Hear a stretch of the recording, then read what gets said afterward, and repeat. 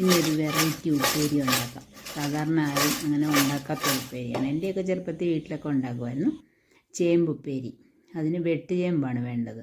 വെട്ടുചേമ്പെന്ന് പറഞ്ഞാൽ വലിയ ചേമ്പില്ലേ, അത് ഞാനിപ്പോൾ ഒരു 1/2 കിലോ വാങ്ങിച്ചുകൊണ്ട് വന്നിട്ടുണ്ട്. 3 വലിയ ചേമ്പ് കിട്ടി. അതിനെ തോലൊക്കെ കളഞ്ഞ് നന്നായിട്ട് കഴുകിയെടുക്കുക. ഞാൻ ഗ്ലൗസ് ഇട്ടിട്ടുണ്ട് കൈ ചൊറിയാതിരിക്കാൻ വേണ്ടി. എന്നിട്ട് അതിനെ ചെറുതായിട്ട് സ്ലൈസ് ചെയ്തെടുക്കുക. നമ്മൾ അരിഞ്ഞെടുക്കുകയോ അല്ലെങ്കിൽ ഇതേ വെച്ചിട്ട് സ്ലൈസറെ വെച്ചിട്ട് ഉരച്ചെടുക്കുകയോ ചെയ്യാം. പക്ഷേ സ്ലൈസറെ വെച്ച് ഉരച്ചപ്പോൾ ഒരു കുഴപ്പം പറ്റി, തീരെ അങ്ങ് നൈസായിപ്പോയി. സ്വല്പം കൂടെ കട്ടി വേണം, എന്നെങ്കിലേ ചേമ്പ് ഉപ്പേരി ഒരു സ്വാദുള്ളൂ. ഇതങ്ങ് ഒത്തിരി അങ്ങ് നൈസായിപ്പോയി. ഇനി അടുത്ത പ്രാവശ്യം ഉണ്ടാക്കുമ്പോൾ അങ്ങനെ ഉണ്ടാക്കാം.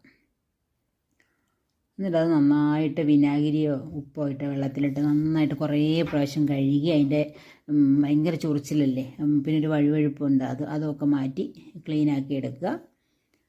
എന്നിട്ട് ഉരുളിയിൽ ഓയിലോ വെളിച്ചെണ്ണയോ ഒക്കെ ഒഴിച്ച് ചൂടാകുമ്പോൾ ഇത് കുറേശ്ശെ ഇട്ട് വറുത്ത് കോരുക.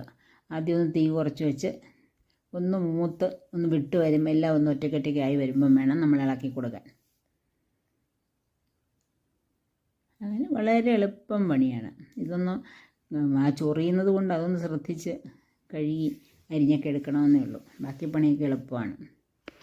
ഒരു 4-5 പ്രാവശ്യം കഴുകണം നമ്മൾ അരിഞ്ഞു കഴിഞ്ഞ്, എന്നാലേ അതൊന്ന് ക്ലീൻ ആവത്തുള്ളൂ. അല്ലെങ്കിൽ ഇങ്ങനെ ഒരു വഴുവഴുപ്പ് വെള്ളം പോലെ ഇങ്ങനെ ഇരിക്കത്തില്ല, അതിന് കറയാൻ തോന്നും, അതിങ്ങനെ ഇരിക്കും. അത് ദേഹത്തൊക്കെ മുട്ടിയാൽ നമുക്ക് ചൊറിഞ്ഞിട്ട് പിന്നെ നിൽക്കാനും പറ്റില്ല. അപ്പോൾ ഞാനതുകൊണ്ട് ഗ്ലൗസ് ഉപയോഗിച്ചു.